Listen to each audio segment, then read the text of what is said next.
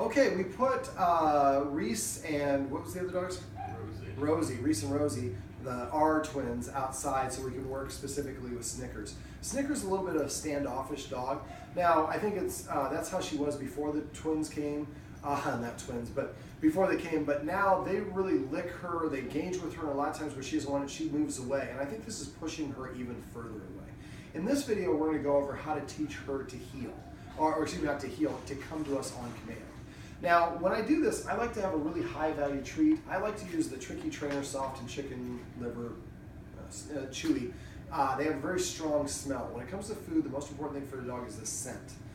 More important than the taste and the temperature. Temperature is number 2, taste is 3rd. So these work so great because they have no preservatives. They're really high value food. I worked with over 2,000 dogs. Only had one that didn't want them, and it was because fireworks were going on. Now, what we're going to do is we want to have a high-value treat that your dog is going to respond to. These work for just about every dog, but if you get a dog that your other dog likes, but this dog doesn't like, get something that that dog likes. It has to be a motivator for that dog. Now, when I call the dog to come to me, when I practice this, first of all, we'd like to practice with 3 or more people. Now, if I just have 2 people like we have now, it's okay for the beginning, but after a while, the dog will start pogoing back and forth to the person. So we want to make sure that we have 3 or more people and one person's in charge. The person who's in charge points to whoever's going to call the dog next, so we don't have 2 people calling at the same time. Now, I'm going to hold my arm to the side. There's a 45-degree bend in my elbow right now. I want to keep this part of my arm parallel to the floor. Going up or down is going to mean something to the dog. So when I call the dog, before I call the dog, I'm going to be holding the treat. I usually hold it on this knuckle right here. And I'm keeping it higher than the dog's eyesight so they can't see whether I have something in my hand or not. Sometimes you're going to do this without having a treat, but don't do that until you've really established it first. Now, if I call the dog and I say come and the dog doesn't come, like right there, what I would do is make a kissing sound and then start lowering the treat to entice the dog. The lower it goes, the more accessible and enticing it is for the dog.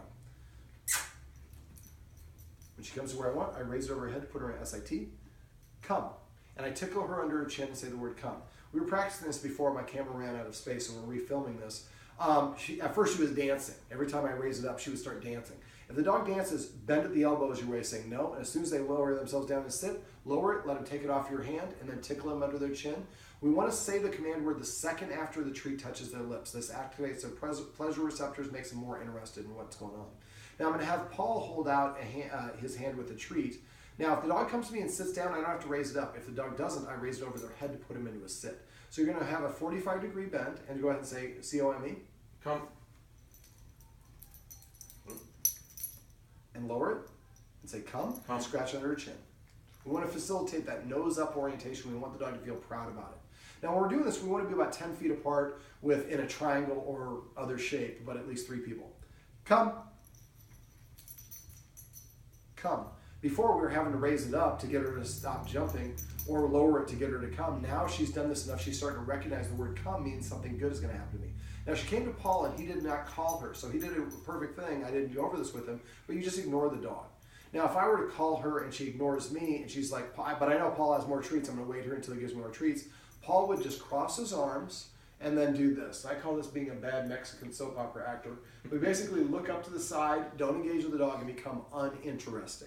Eventually, then, well, maybe I should go to somebody else who is calling me that has treats because they seem to be interested in wanting to give them to me. So go ahead and hold your hand up again and say, C-O-M-E. Come. Lower it. Raise it. Give it to her. Come. Now, when you raise it, I want to raise it like I'll show you over the dog's head from the side. To put her in a sit, I'm going to go in an arc. Come. You went like this. That was to take it away. That means I don't agree with whatever you're doing. Now, another little dog training tip, if you're doing training and I want to put the dog down and I go like this, see how she started following me, but a lot of times if you pull it away too fast and too far, the dog's like, oh, he's taking it away from me, he doesn't want me to have it. So I always try to engage with the dog and keep it within an inch of the dog's nose. I want her to L-A-Y. Chill. It's right here. Chill. So again, you want to say it the second the dog's lips go, the treat touches their tongue. Now for this one, when I go down, if she got up, my way of saying that's not what I wanted was to pull it away. Chill. As soon as her chest hits the ground, I lower it, I put it in her mouth, and I say the word chill.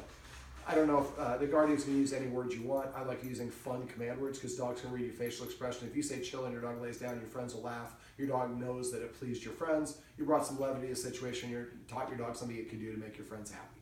Everybody's happy. Now when I start this, I started out with everybody's about 10 feet apart in a triangle or bigger shape.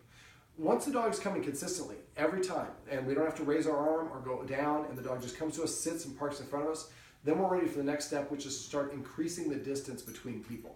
So now we want to move to 15 feet, 20 feet. Eventually we want to do it where maybe somebody's sitting over there, somebody's sitting there, somebody's sitting on the steps over there. And then once we get to the point where the dog's consistent with that, then we make it beyond line of sight. So we might go down in the living room that's kind of sunken over there. Now the dog has to go and find us when they only hear us call but doesn't see us call. So that's why we want to practice and we say the word come every time it pops in the dog's mouth. So later on because we can't go like this if we're behind a wall and they can't see us. So we're going to keep on increasing the distance until the dog can come and find us anywhere in the house every time that we say the word come. Now, if you've been using the word come and your dog doesn't respond to it very well, sometimes it's faster to throw the word away and come up and say here or a completely new command word.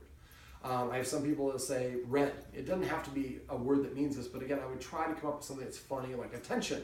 Dog runs over and sits down in front of you. That would be kind of funny. All right, so once we can do the point where the dog comes running, no matter where it is in the house, upstairs, downstairs, different rooms, then the next step is to do this outside. Now when I do it outside, I do it like on a screening and porch would be ideal because they can smell stuff outside. We're closer to being outside, but without actually being outside. If we can't do that, we just go in the yard, but we're going to shrink that triangle back down to about 7 to 10 feet apart. The dog's like, this is great. I walk 2 feet, treat, 2 feet, treat. And don't go like this constantly. Switch it up and make it so they don't know where they're going. Once the dog will come consistently outside at 7 feet, then we go to 10 feet, then we're 15 feet. Eventually it gets to the point where we're in opposite corners leaning against the fence and the dog is running over to whoever calls them. We're using positive reinforcement, this is positive dog training, to condition the dog to come to us and get a reward for doing so. Come. Come. That was like perfect. So this is how we can use positive reinforcement to teach our dog to recall or come on command.